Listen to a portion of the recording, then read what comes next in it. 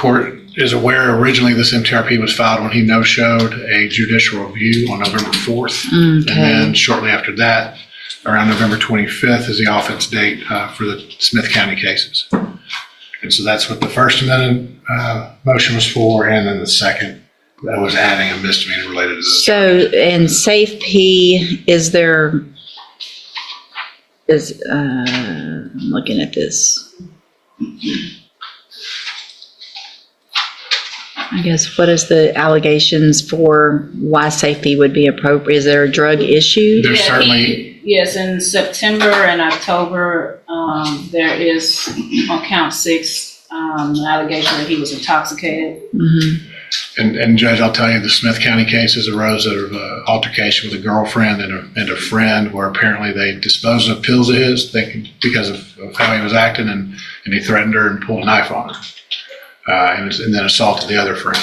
And that's what I believe he's pled guilty to and been sentenced to probation in the city of Tyler, Smith County. So obviously there's a drug issue. His history is, as a juvenile, for what we're hearing now and for what he did in Smith County, all involve assaults and some serious problems with violence and fear harm. And I do think SAF-P would be appropriate as well, Your Honor, because in regards to the November 4th date, which he failed to appear for his administrative hearing, he was in the hospital due to some self-harm. And so that was the reason why he did not appear on that day, because he was in the hospital. So whatever the court wants to do, we're fine with. We just wanted to let you know what we thought as a possible solution. Why do you have a black eye? Got into a fight in jail? Yes, ma'am. Anna, you have his. I reviewed that report, Your Honor. I guess you're going to read it anyway, but looks like somebody stole something from him in the dorm, and we can probably look at it. Right? And there's an incident or two in the last few weeks also, more than one of, I think, disrespect to the guard.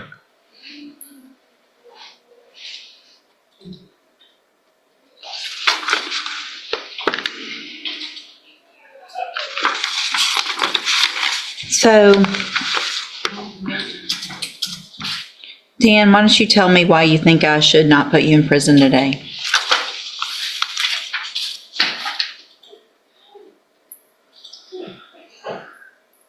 I've never really followed through with any treatment programs before, and kind of have to or go to prison now, so I really don't want to go to prison. So maybe if this can obtain some of the information, I might be able to turn my life around. And so here's the thing, you've been coming here for a while.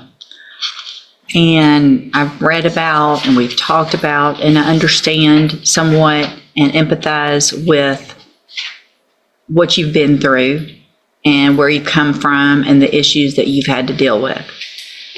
But at some point, you have to take personal responsibility for the rest of your life and the circumstances of your life before. You have to be able to say, you know what, that was awful, it wasn't great, it wasn't fair, but I'm going to do something different, and I'm going to quit doing the same thing over and over again and kind of blaming that didn't have a great upbringing like some other people maybe. Does that make sense? Yes, ma'am. And it's going to be no one's fault at this point but your own. You will be given, you already were given here, all kinds of opportunities. And I'm very hesitant to go along with this because what you're doing is not just using drugs and not showing up. It's the violence that I have concerns with. And that at some point, I don't want it to be on me that I let you out, that you really, really hurt somebody or killed somebody or got yourself killed, because that's where this is headed. And I understand that, was it Tyler County has given Smith County. So what about the Tyler County? That's an error, Judge. I meant to correct. It should. Oh, Tyler, Texas, It's the but confusion Smith between County. City of Tyler and Smith County. So let's do this. I'm going to print this out. So what they did in Tyler, by giving you that opportunity, kind of puts me in a position where if you're on probation there and I give you some amount of time, you're still going to get out and be on I understand why Mr. Nichols, Ms. Holmes have come up with this agreement. But I want you to understand that if I send you to SAF-P, two things, and you're not the first person I've said this to today. You're going to have some amount of time while you're waiting in our jail to go to SAF-P. And then once you get to SAF-P, you're still incarcerated. And any incident reports that happen, any incident in our jail or SAF-P is going to be a violation of your probation before you ever get back out. And I won't care what they're doing in Tyler. I don't care if they keep you on probation. You'll be done here.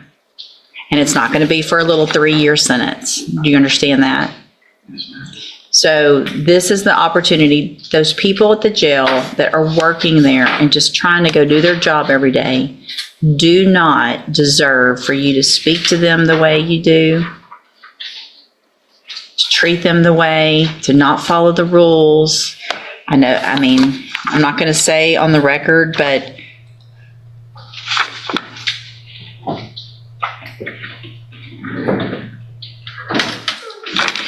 I guess my concern, if you really don't want to be in jail, the way you're talking to some of these people, like, I don't give if you write me up and you can't tell me what to do kind of stuff, doesn't make me feel like you're really going to be able to do this. If you really want to, it's up to you. It's just a mindset change. You're going to be given the opportunities, but I want to know, and I will be checking. My staff can check every day until you get to SAF-P.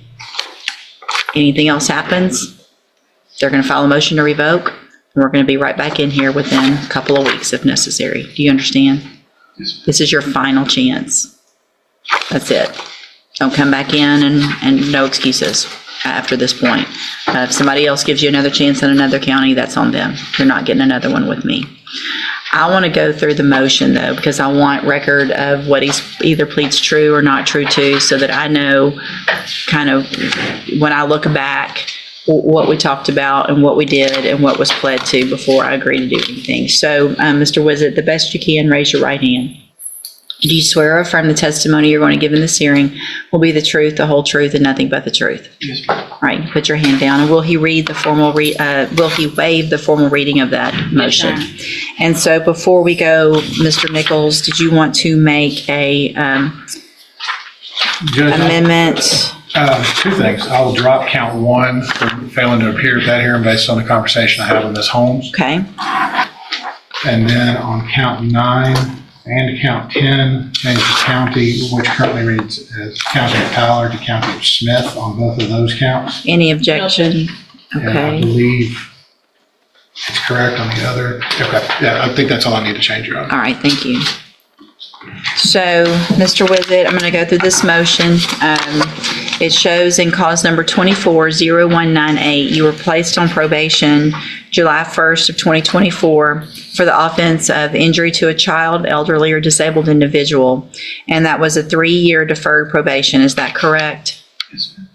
And I guess also, I'm going to go through this, but I am inclined based on this to extend that probation for some amount of time based on the allegations as well. So we'll get to that in a minute.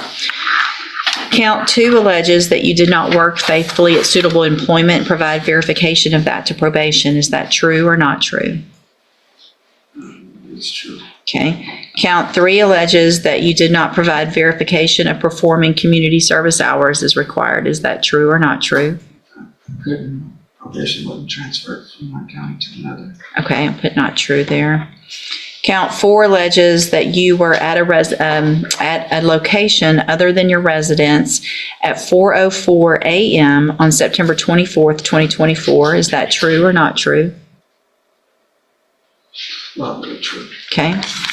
Count 5 alleges that you did not enroll in services at the Spindletop Center as ordered. Is that true or not true? Not true. Count 6 alleges that you failed to never become intoxicated or under the influence of any intoxicated substance, and that you were on September 27th and October 19th of 2024. Is that true or not true? It's true. Count 7 alleges that you failed to provide verification of entering and successfully completing the moral recognition therapy program. Is that true or not true? I'm not too worried about number 8. We can abandon that count, Your Honor. Count 8.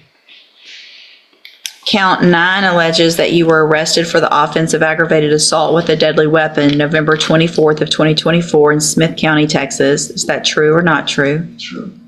Count 10 alleges that you were arrested for the offense of assault causing bodily injury November 24th of 2024. Is that true or not true? Count 11 alleges that you were at a location other than your residence at approximately 19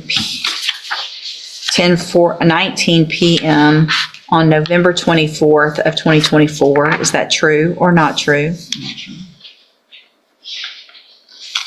Count 12 alleges that you were arrested for the A young man stood before the court after multiple probation violations, drug-related concerns, violent incidents, and repeated failures to follow court orders. Prosecutors described a pattern of aggression, including assaults, threats with a knife, and ongoing behavioral problems both outside and inside jail. The judge acknowledged his troubled past and struggles with mental health and substance abuse, but made it clear that personal responsibility could no longer be avoided. Despite enough evidence to revoke probation and send him to prison, the court chose to give him one final opportunity. Instead of incarceration, he was ordered into a treatment and rehabilitation program with extended probation. The judge warned that any future violation, inside jail, during treatment, or after release, would likely end in a long prison sentence. This wasn't a free pass. It was a final chance. The courtroom's message was clear: change is still possible, but only if he chooses it. need because of, I know there was some mental health issues and treatment. It might be that special needs SAF-P is the better. I'll let probation look at the history and see what's best for you so that you make sure you have the tools. When you get out, you'll have help to assimilate back into society and halfway houses and things like that.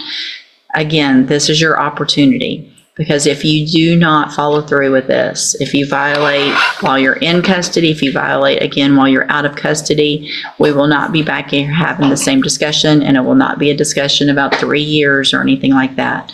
You can be back in here, the probation revoked, found guilty, and I can send you anywhere in the range of punishment. I don't have to let them negotiate. It can be up to 10 years. Do you understand? Yes, ma'am. Okay, take advantage of this opportunity, all right? Okay, you can go back with the bailiff.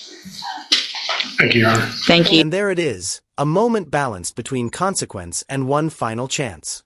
In a courtroom filled with facts, violations, and violence, the real decision wasn't just about punishment, it was about possibility. The judge saw the pattern, the anger, the choices, the damage left behind, and still chose to leave a door slightly open. But make no mistake, that door is fragile. One wrong move, and it closes for good. This wasn't mercy without warning, it was responsibility, handed back to the one who kept avoiding it. Now the question lingers, when everything is on the line, can a person truly change, or do they fall